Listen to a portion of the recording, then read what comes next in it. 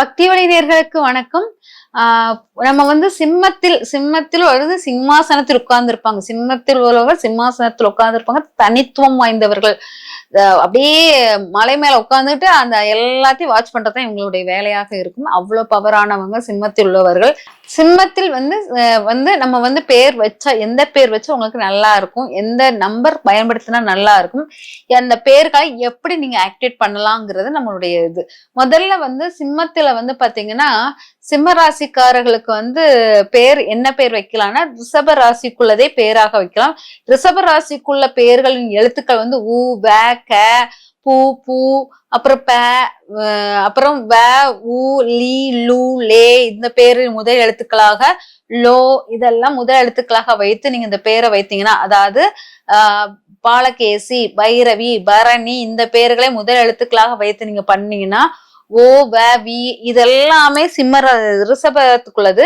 சிம்மத்துக்கு இந்த பேர் இந்த முதல் எழுத்துக்களை பயன்படுத்தும் போது உங்களுக்கு வாழ்வில் தொழிலில் மாற்றங்கள் முன்னேற்றம் எல்லாம் கிடைக்கும் அப்படிங்கறத எடுத்துக்கலாம். ஒரு சாந்தமான தன்மையை நிலைக்கொள்வீர்கள் இந்த பெயர்களை பயன்படுத்தும் போது.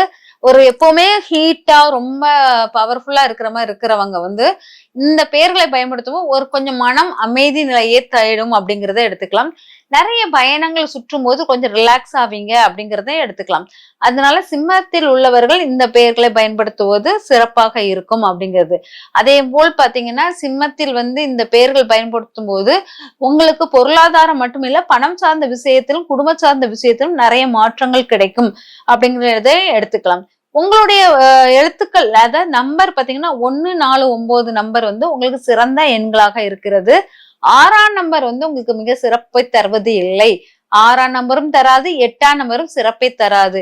இந்த நம்பர்களுக்கு வந்து நீங்க கொஞ்சம் கவனமாக இருக்கணும் அப்படிங்கிறது.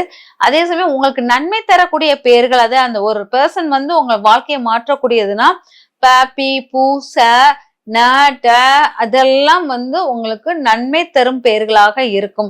அவங்க வந்த பிறகு உங்க வாழ்க்கையில மாற்றம், குடும்ப பிரச்சனைகள் இருந்து ப்ராப்ளத்துல இருந்து தீர்வு கிடைத்தல் இதெல்லாமே இந்த சிம்ம ராசிக்கு இந்த பெயர் கொடுக்கும் அப்படிங்கிறது. சரி, இந்த பெயர்களை நம்ம பயன்படுத்துறோம். அப்ப நான் எதை வைத்து நான் வந்து பெயரை வந்து ஆக்டிவேட் பண்றது அப்படின்னு சொல்லிட்டு கேட்பீங்க. கோதுமையை எடுத்து கோதுமையில் உங்களுடைய பெயரை எழுதுவது சிறப்பாக இருக்கும்.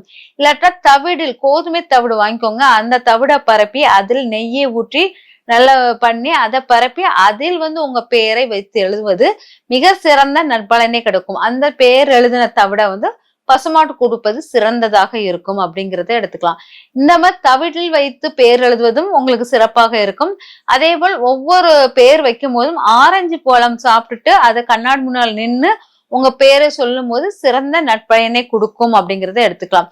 சிம்ம ராசிக்காரர்களுக்கு வந்து எண்களும் அதே போல் 4, 1, 9 இந்த எண் வந்து உங்களுக்கு சிறந்த ஒரு வழிகாட்டியான நண்பராக இருக்கும். அதே போல் உங்களுடைய வாழ்க்கையில் நிறைய மாற்றங்கள் வெற்றிகள் கிடைக்கணும், நான் தெரியாம இந்த பேரை வச்சுட்டேன் வேற பேரை வச்சுட்டேன் எனக்கு அதுல நிறைய ப்ராப்ளம் இருக்குன்னா நீங்க பேருக்காக வணங்க வேண்டிய தெய்வம் வந்து நடராஜர் வழிபாடை எடுப்பது மிக சிறந்த பயனை தரும். நடராஜருக்கு அபிஷேகம் பண்ணி வழிபாடுகள் பண்ணும்போது அந்த நெகட்டிவான விஷயங்கள் எல்லாமே உங்களை விட்டு நீங்கிரும் அப்படிங்கிறதுனால நடராஜர் வழிபாடு இங்கு சிறந்த நற்பலனை தரும். பெயர்கள் நிறைய மாற்றங்கள் வெற்றிகள் கொடுப்பது போல் உங்க வாழ்க்கையிலும் ஒவ்வொரு எழுத்துக்களும் முந்தையெல்லாம் பாத்தீங்கன்னா நம்ம பேச்சே வராத சமயத்து எழுத்து மொழிகள் தெரியாது. வெறும் வடிவமைப்புகளை வைத்து ஒரு பாறையிலையோ இல்லாட்ட ஒரு கரிக்கட்டு துண்டு வச்சு நம்ம வடிவமைப்பை வைத்து நம்மளுடைய மொழிகளின் பரிமாற்றம் இருந்தது. அப்ப அந்த வடிவமைப்பு தான் நம்ம சின்ன குறியீடுகளாக நம்ம மூளையில் பதிவு செய்து அந்த பதிவின் விளைவாக தான் நம்ம பேச்சு திறமைகள் எல்லாமே வந்தது. அதனால ஒளியை விட உருவ வழிபாடுகள் உருவத்தினுடைய தன்மை நம்ம மனதிலும் மூளையிலும் பதியும். அதனால் எழுத்துக்களும் எண்களும் நம்ம வாழ்க்கையில் முக்கிய அங்கமாக இருக்கிறத புரிஞ்சிட்டு நம்ம எழுத்துக்களும் நம்ம எண்களும் நமக்கு எவ்வளவு முக்கியத்துவம் கொடுக்குதுன்னு இப்ப எழுதி நீங்க பாத்தீங்கன்னா அதில் உள்ள மாற்றங்கள் உங்க வாழ்க்கையில் நிறைய மாற்றங்களை ஏற்படுத்தி கொடுக்கும். அதனால எண்ணும் எழுத்தும் உங்களுக்கு ரொம்ப முக்கியமான உங்க வாழ்வில் விதியை மாற்றக்கூடிய ஒரு நல்பலனை தரக்கூடிய ஒரு எழுத்து எண்ணாக இருக்கும். நன்றி, வணக்கம்.